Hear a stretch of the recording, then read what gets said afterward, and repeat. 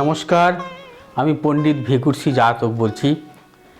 আজ আমি পৌষ সংক্রান্তি অর্থাৎ মকর সংক্রান্তি নিয়ে কিছু কথা বলবো আপনাদের সামনে। এই পৌষ সংক্রান্তি বা মকর সংক্রান্তি বাঙালি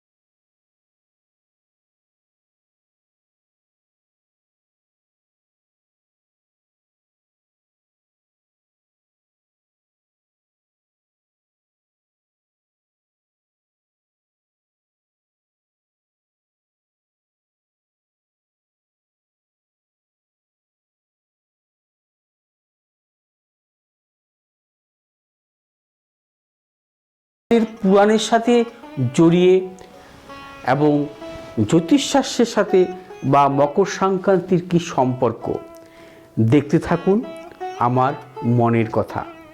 এই আধুনিক সময়ে এখনও দূর গায়ে পৌষ সংক্রান্তি উৎসব নিয়ে আসে আনন্দ বার্তা। পৌষ সংক্রান্তি নতুন করে প্রাণ ফিরে পায় স্নিগ্ধ সবুজ গ্রাম। শহরের ব্যস্ত জীবনেও দোকানে দোকানে সেজে ওঠে তিল, কদমা, প্যাকেটের চালের গুঁড়োর প্যাকেট, ঝোলা গুড়ের হাঁড়ি জানান দেয় চলে এসেছে পৌষ সংক্রান্তি। হালে পিঠে থেকে পায়েস সবই সহজলভ্য নির্দিষ্ট দোকানে। তবে শুধু গ্রামে নয়, শহরেও বেশ কিছু পরিবার আজও সমান আন্তরিকতার সঙ্গে এবং নানা আয়োজনে পালন করে পৌষ সংক্রান্তির উৎসব। বাড়িতে তৈরি করেন পিঠে, পুলি। শাস্ত্রের কথা বলতে গেলে মহাভারত দিয়ে শুরু করতে হয়। মকর সংক্রান্তির এই মহাতিথিতেই মহাভারতের পিতামহ ভীষ্ম শরশয্যায় ইচ্ছামৃত্যু গ্রহণ করেছিলেন। আবার পুরাণ মতে অনুযায়ী এই দিনটিতেই দেবতাদের সঙ্গে অসুরদের যুদ্ধ শেষ হয়েছিল।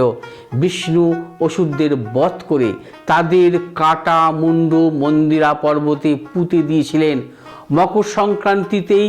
তাই মকর সংক্রান্তির দিনই সমস্ত অশুভ শক্তির বিনাশ হয়ে শুভ শক্তি প্রতিষ্ঠিত হয়েছিল বলে আজও মানা হয়ে থাকে।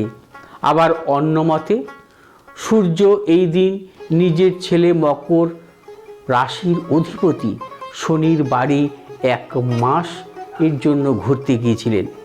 তাই এই দিনটিকে বাবা ছেলের সম্পর্কের একটি বিশেষ দিন হিসাবেও ধরা হয়, কারণ শনিদেব সূর্যের পুত্র।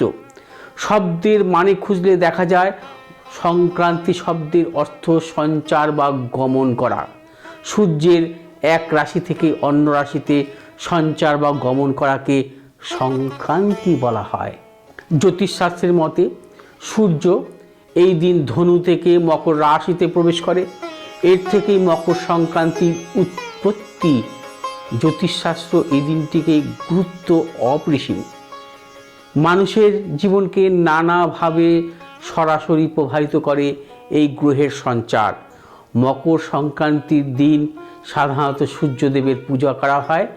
তার আশীর্বাদে আমাদের সকল রোগ ব্যাধি দূর হয় বলে ভক্তরা বিশেষভাবে বিশ্বাস করেন। তাই এই বিশেষ দিনটিতে সকলেই নিজের ঘর বাড়ি, বিশেষ করে রান্নাঘর ও রন্ধন দ্রব্যাদি পরিষ্কার করে যাতে সমস্ত রকম অপরিশুদ্ধতা দূর হয়।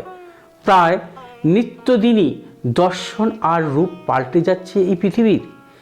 সামাজিকতার যে বিষয়গুলো কোনো এক সময়ে পরিবার পরিজনদের মধ্যে অনাবিল আনন্দের পরশ এনে দিত, সেই আনন্দ ঘন সময়ের ছবি ধীরে ধীরে কমে আসছে। সংক্রান্তির আগেই গ্রামে গ্রামে ঢেকিতে গানের মধ্যে চাল গুঁড়োর করা ছবিও হয়তো ধীরে ধীরে হারিয়ে যাবে নগরায়নের ঠেলায়। আশঙ্কা জাগে আধুনিক প্রসারের পৌষ সংক্রান্তির না কোনো একদিন কাহিনী হয়ে বেঁচে থাকে ইতিহাসের পাতায়। সবাইকে মকর সংক্রান্তির অসংখ্য শুভেচ্ছা জানাই। ভালো থাকুন, সুস্থ থাকুন, দেখতে থাকুন মনের কথা। নমস্কার।